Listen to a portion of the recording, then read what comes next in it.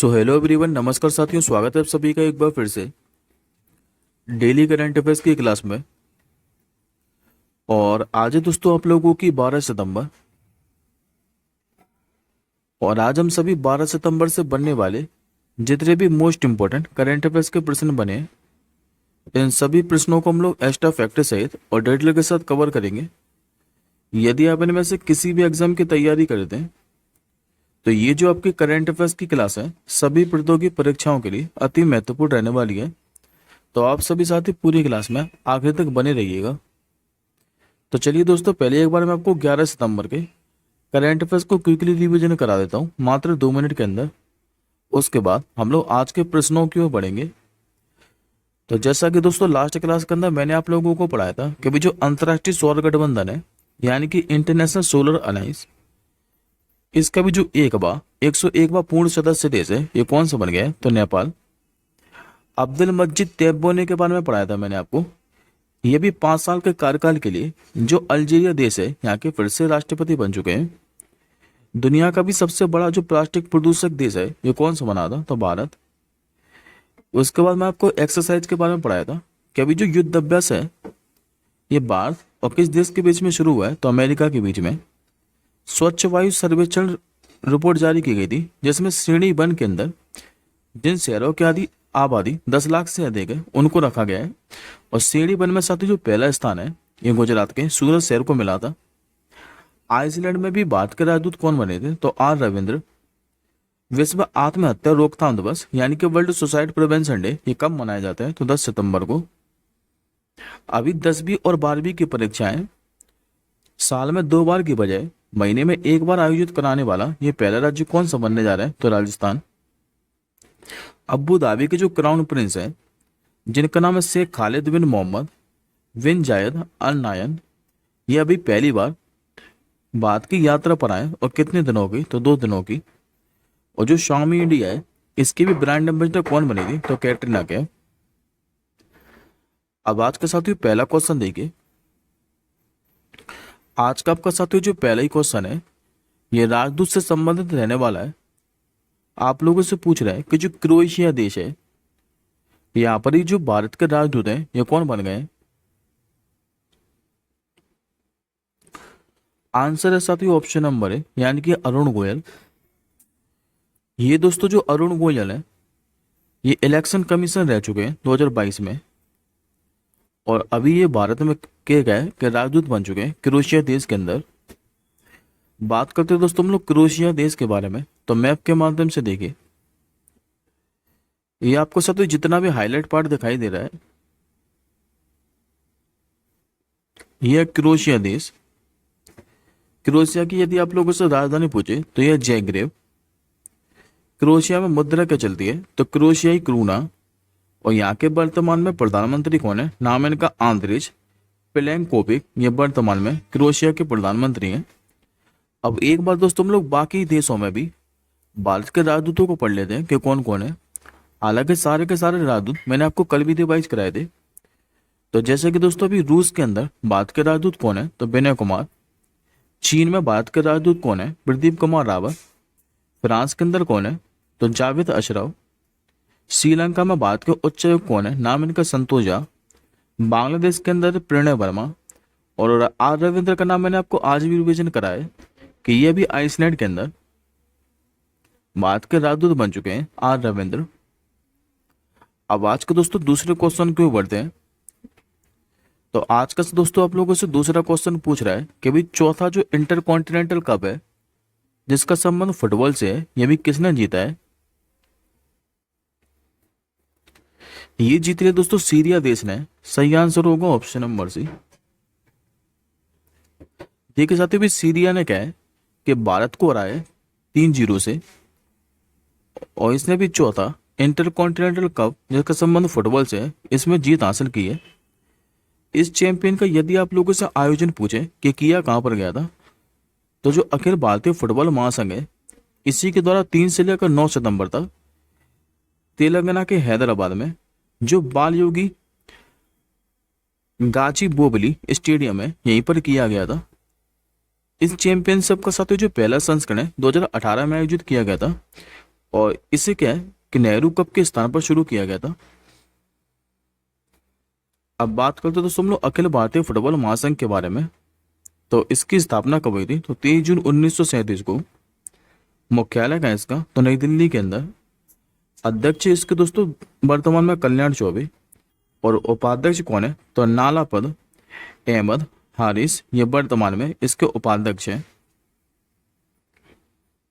अगला क्वेश्चन देखिए, इस क्वेश्चन पे साथ स्टार मार्क कर लीजिए, आपको किसी ना किसी एग्जाम में डेफिनेटली देखने को मिलेगा। आप लोगों से पूछ रहा है कि वो जो पेरिस पैरालंपिक है 2024, जिसका समापन 8 सितंबर को हुआ था, इसमें भी गोल्ड मेडल जीतने वाले जो खिलाड़ी हैं इनको कितनी इनामी राशि प्रदान की जाएगी? तो इसमें साथ ही जो गोल्ड मेडल जीत कर लाए खिलाड़ी, इनको 75 लाख रुपए की इनामी राशि दी जाएगी। करेक्ट आंसर होगा ऑप्शन नंबर बी। अभी दोस्तों वर्तमान में जो खेल मंत्री हैं मनसुख मंडाविया, इन्होंने भी पेरिस पैरालंपिक के गेम में मेडल जीतने वाले खिलाड़ियों के लिए क्या है कि इनामी राशि की घोषणा की है। जैसे कि दोस्तों गोल्ड मेडल जो जीत कर लाए हैं खिलाड़ी, उनको 75 लाख रुपए की इनामी राशि मिलेगी। जो सिल्वर मेडल जीत के लाए उनको कितनी मिलेगी? तो 50 लाख रुपए। और जबकि जो ब्रॉन्ज मेडल जीत कर लाए उन्हें मिलेगी 30 लाख रुपए की। और पेरिस पैरालंपिक में बात करें तो बाद में टोटल 29 मेडल जीते थे, और मैंने आपको 29 बढ़ा रखे करंट अफेयर्स की क्लास में, जिसमें से 7 तो जीते गए थे गोल्ड मेडल, 9 जीते थे सिल्वर मेडल और 13 जीते थे ब्रॉन्ज मेडल। अगला क्वेश्चन देखिए, अगला क्वेश्चन साथियों आप लोगों से पूछ रहा है कि अभी जो केंद्र सरकार है इसने सुप्रीम कोर्ट में कितने अभी एडिशनल सॉलिसिटर जनरल ये नियुक्त किए हैं? तो अभी दोस्तों 6 जो है ये एडिशनल सॉलिसिटर जनरल नियुक्त किए केंद्र सरकार ने सुप्रीम कोर्ट में। तो करेक्ट आंसर होगा ऑप्शन नंबर डी। अच्छा, ये 6 कौन कौन है? तो इनको साथ 3 साल के लिए नियुक्त किया है एडिशनल सॉलिसिटर जनरल। एक का नाम है एस द्वारकानाथ, दूसरे सॉलिसिटर जनरल का नाम है अर्चना पाठक दुबे, तीसरे सत्यदर्शी संजय, चौथे ब्रजेंद्र चार, पांचवे राघवेंद्र पी शंकर, और छठवें कौन से? तो राजकुमार भास्कर ठाकरे। लेकिन वर्तमान में पूछे कि वर्तमान में सॉलिसिटर जनरल कौन है, तो ये दोस्तों तुषार मेहता है। बाद के पहले सॉलिसिटर जनरल कौन थे? नाम तो सन को इनका सी के दफ्तरी। सॉलिसिटर जनरल साथियों काम क्या होता है इनका? तो सॉलिसिटर जो जनरल है ये बाद के जो महान्यायवादी हैं यानी कि अटॉर्नी जनरल, इनकी सहायता करते हैं। और सॉलिसिटर जनरल और जो अतिरिक्त सॉलिसिटर जनरल है ये सरकार को कानूनी सलाह देते हैं।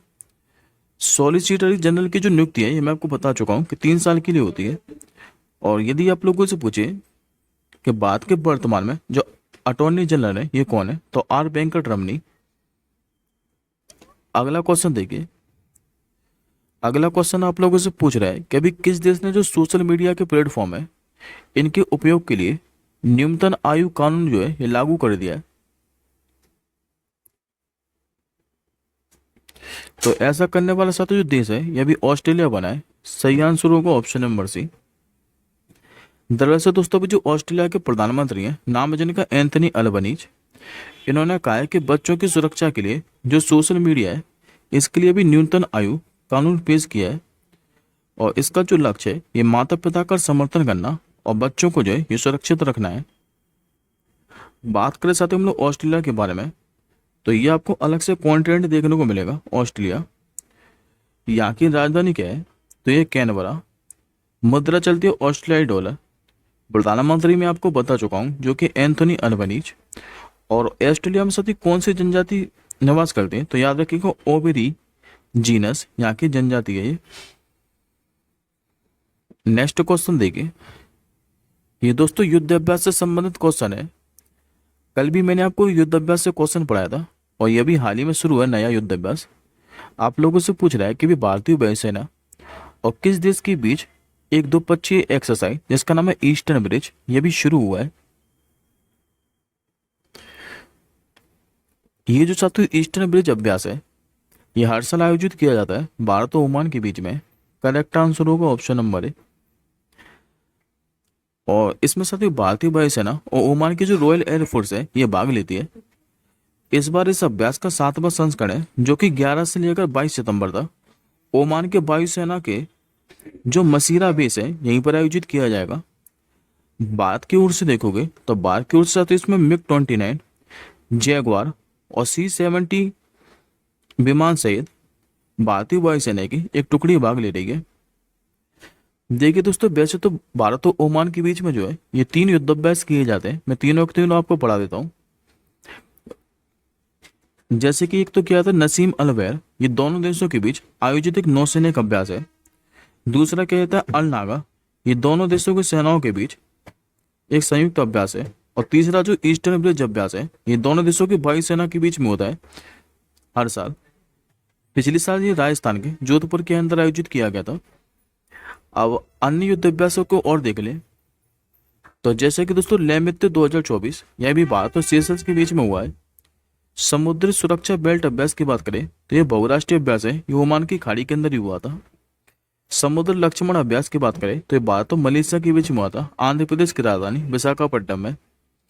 मैत्री, ये भारत और थाईलैंड के बीच में होता है। ओपेक्स अभ्यास के बारे में मैंने आपको पढ़ाया था, यह भी भारत और मिस्र की वायुसेना के बीच में हुआ था। और नोमेटिक एलिफेंट, ये भारत और मंगोलिया के बीच में होता है। अमेरिका से मैंने अभी आपको युद्ध अभ्यास पढ़ाया था। इंडोनेशिया की बात करें तो इंडोनेशिया के साथ में भारत के 2 युद्ध अभ्यास होते हैं। एक तो गरुड़ शक्ति और दूसरा होता है समुद्र शक्ति। अगला क्वेश्चन देखिए।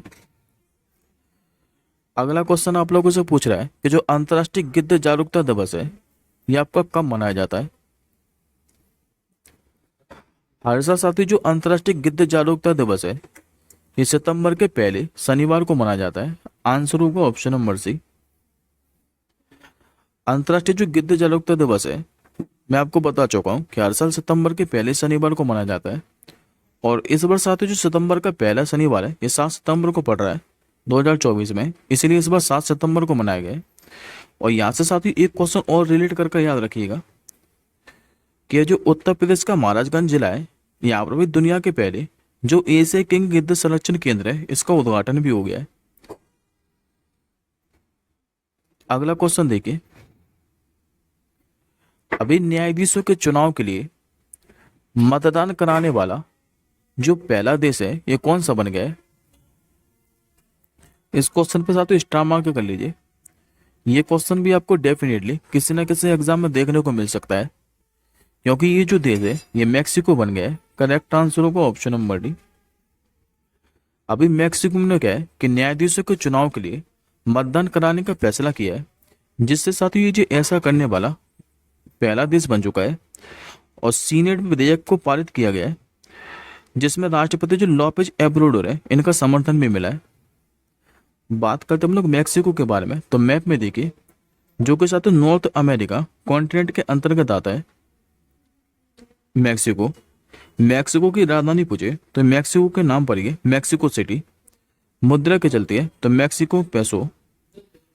और यहाँ के जो राष्ट्रपति है ये कौन है, तो लोपेज एब्राडोर, जो कि मैं आपको बता चुका हूं। अगला क्वेश्चन देखिए। तो साथियों आपका स्पोर्ट से संबंधित रहने वाला है। आप लोगों से पूछ रहा है कि अभी 63वां जो सुब्रतो कप है जूनियर बॉयज का खिताब, यह भी किसने जीता है। तो ये साथियों फुटबॉल से संबंधित कप है सुब्रतो कप, और इस बार 63वें नंबर का है। ये जीता भी मणिपुर के टीजी इंग्लिश स्कूल ने। करेक्ट आंसर होगा ऑप्शन नंबर ए। अभी 11 सितंबर को क्या है कि मणिपुर का जो टीजी स्कूल इंग्लिश स्कूल है इसने भी 63वें सुब्रतो कप अंतर्राष्ट्रीय फुटबॉल टूर्नामेंट के जूनियर बॉयज का खिताब जीत लिया है। और मणिपुर ने साथ ही 43 साल बाद क्या है कि ये किस खिताब में जीत हासिल की है। हराया किसको फाइनल में, तो मेघालय के मयंगकन क्रिश्चियन हायर सेकेंडरी स्कूल को। और इसमें साथ ही जो विजेता टीम है इसको 5 लाख रुपए की इनामी राशि मिलेगी, जबकि उपविजेता टीम को 3 लाख रुपए की। बात करते हम लोग सुब्रतो कप के बारे में, तो सुब्रतो कप पहली बार 1960 में आयोजित किया गया था।